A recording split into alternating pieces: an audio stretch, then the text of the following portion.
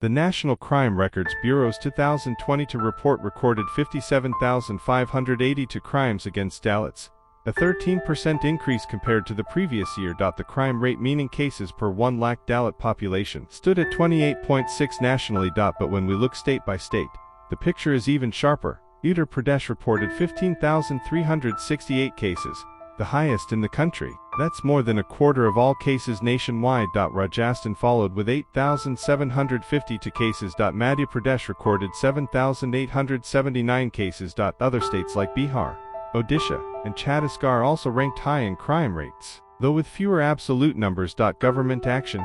Uttar Pradesh claims it has set up exclusive SC, street police stations and designated special public prosecutors for speedy trials. Rajasthan has created special fast-track courts to hear atrocity cases under the SC Street Act. Madhya Pradesh launched awareness campaigns in rural areas and training programs for police officers. But critics argue that despite these steps, conviction rates remain low and victims often face pressure to withdraw cases. Crimes against scheduled tribes also rose by 14% in 2022.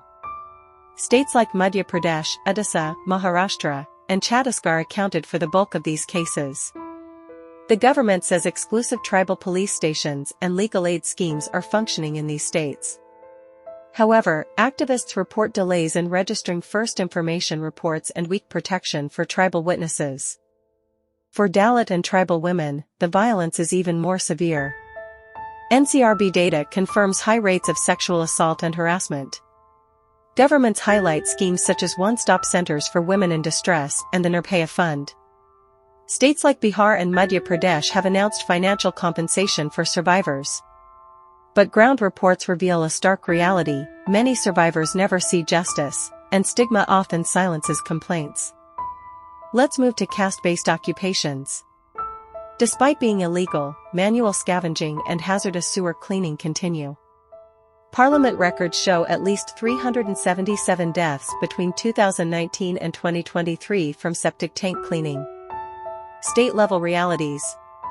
Maharashtra admitted to nearly 8,000 people still engaged in this banned work and reported 18 deaths since 2021. Tamil Nadu and Gujarat have also reported sanitation worker deaths, despite government claims of rehabilitation schemes. Government initiatives. The Namaste scheme, short for National Action for Mechanized Sanitation Ecosystem, was launched to mechanize sewer cleaning. Compensation of 10 lakh rupees per death is mandated, but families often report delays in receiving it. The persistence of these deaths shows that caste-based labor is far from eradicated. In Manipur, ethnic clashes since May 2023 have killed over 200 people, displaced 60,000, and destroyed more than 250 churches. Government action. The center deployed paramilitary forces and set up relief camps. The Home Ministry says rehabilitation and peace committees are working on reconciliation. Nationwide, hate speech against minorities is also rising. A civil tracker recorded 1,165 incidents in 2024, compared to 668 in 2023, a 74% increase. The government states it has issued directions to state police to act against hate speech and strengthened IT rules to curb online content. But critics argue implementation is selective, with many cases left unpunished. Vigilante violence also continues, mainly in Uttar Pradesh, Haryana, and Rajasthan, where victims are often Muslim, and in some cases Dalit. So what do these numbers and actions tell us? That the laws exist, from the SC/ST Act, to anti-manual scavenging laws, to constitutional guarantees of equality.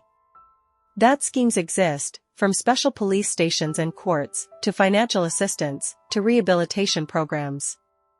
But in practice, the system is failing the most vulnerable. Crimes keep rising, conviction rates remain low, and banned caste-bound occupations still take lives. Religious minorities face hate speech and mob violence, while official action often comes too late.